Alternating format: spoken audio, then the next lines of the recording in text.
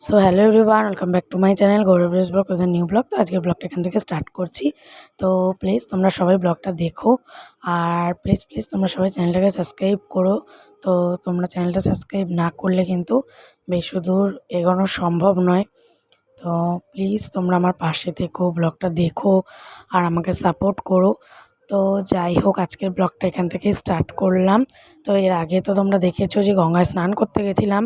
তো ওখান থেকে চলে এসেছি, এসে বাড়িতে রেডি হয়ে নিয়ে তো বাড়িতে সমস্ত কিছু পুজোটা গুছিয়ে নিয়ে তো এখন কিন্তু ব্রাহ্মণ মশাই চলে এসছে। তো এখন কিন্তু উনি আমাকে দিয়ে জল ঢালিয়ে নিচ্ছে মন্ত্র পড়িয়ে। তো এখন কিন্তু আমি এই যে দেখো জল ঢেলে নিচ্ছি। আর আমাদের বাড়িতে কিন্তু এমনি ব্রাহ্মণ দিয়ে অন্যান্য বছর পুজো হয় না। তো এবছর যেহেতু আমার শাশুড়িমার একটা মানসিক ছিল, তো ওই কারণেই আর কি এবছরটা ব্রাহ্মণ দিয়ে পুজো করানো হচ্ছে। তো নাহলে কিন্তু অন্যান্য বছর এমনি আর কি, মানে আমি তো আগের বছর থেকেই শুরু করেছি, যে শোনা হওয়ার পর থেকে। আর তো এর আগে তো মা করতো, তো তখন কিন্তু ব্রাহ্মণ দিয়েও হতো না, কারণ এমনি আমরা নিজেরাই জল ঢালতাম। তো আর তারপরে তো আমার বাপের বাড়ির মন্দির রয়েছে, আর সেখানে আমাদের শিব ঠাকুর প্রতিষ্ঠা। তো সেখানে তো আমি প্রতিষ্ঠিত, তো সেখানে তো আমি যাবোই জল ঢালতে, তোমরা দেখতে পাবে একটু পরে। আর এদিকে কিন্তু আগে আমাদের বাড়ির পুজোটাও হয়ে নিচ্ছে। আর ওই কারণেই এইবার হচ্ছে ব্রাহ্মণ দিয়ে পুজো করানো হচ্ছে, যেহেতু মানসিক ছিল। তো দেখো তারপরে কিন্তু আমাদের সবাইকে একে একে জল টল ঢালিয়ে নিয়ে তো তারপরে এখন উনি বসে গেছেন পুজো করতে। আর তো পুজো টুজো করবে, তো তারপরে কিন্তু আমাদের অঞ্জলি হবে। তো যাই হোক, তারপর দেখো বাড়ির কিন্তু পুজো টুজো পুরো কমপ্লিট করে নিয়ে তো তোমাদেরকে বলছিলাম যে বাপের বাড়িতে কিন্তু আমি প্রতি বছর জল ঢালতে আসি, শিবরাত্রিতেই হোক বা নীল পুজোতেই হোক। কেননা যেহেতু ছোটোবেলা থেকে আমরা এই বাড়িতেই জল ঢেলেছি, তো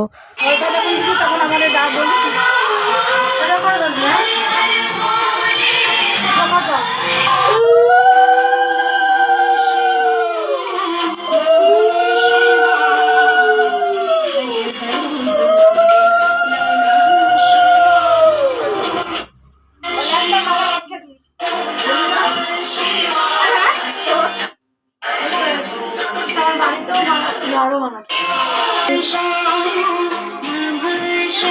তো দেখলেই তো আমাদের বাড়ির ঠাকুরকে জল ঢেলে নিলাম। আর যেহেতু ছোটোবেলা থেকে আমরা আমাদের মন্দিরে জল ঢেলে এসেছি, তো এই দিনটায় ভালো লাগে না নিজের মন্দিরে এসে জল না ঢালতে পারলে। তো এই কারণে কিন্তু যতক্ষণই মানে বেশি টাইম লাগুক না কেন, হয়তো বা বাড়িতে সমস্ত কিছু গুছিয়ে পুজো টুজো করে তো তারপরে আবার এই বাড়িতে আসা, এসে পুজো দিয়ে বাড়িতে যাওয়া তো একটু কষ্ট হয়ে যায়।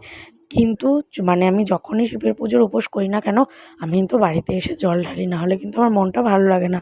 কেননা যেহেতু ছোটোবেলা থেকে বাড়িতে জল ঢেলেছি, তো এই কারণে যতই আমি ঘরে ওই বাড়িতে পুজো করি না কেন, আমার মন চায় যে না, আমি বাড়িতে গিয়েও একটু জল দেবো। তো যাই হোক, ওই কারণেই কিন্তু আমি আসি। তো তারপর দেখো এদিকে জল ঢেলে নিয়ে তারপর ঠাকুরকে একটু আরতি করছি। তো আর এইভাবেই তো দিনটা কাটালাম, আর খুব আনন্দে কাটিয়েছি, খুব ভালোভাবেই কাটলো। তো একটাই আর কি ঠাকুরের কাছে চাওয়া, যেন আমার মেয়েটাকে খুব ভালো রাখে, সুস্থ রাখে, আর যেন জীবন অনেক বড় হয়, তো এটুকুই চাই। আর তো দেখো এই যে পুজো টুজো দিলাম, তো এবার কিন্তু বসবো না, তো বাড়ি চলে যাব।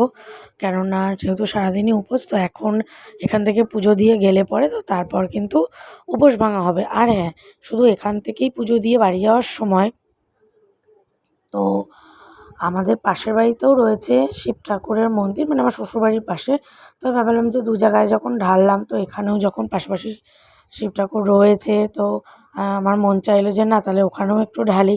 আর সেই মতন কিন্তু ঠাকুরও চায়, তো এই কারণে কিন্তু আমার সমস্ত কিছু জোগাড় ছিল। তো যাই হোক, তারপর ওই বাড়িতেও একটু জল ঢাললাম, তারপর বাড়ি চলে আসলাম।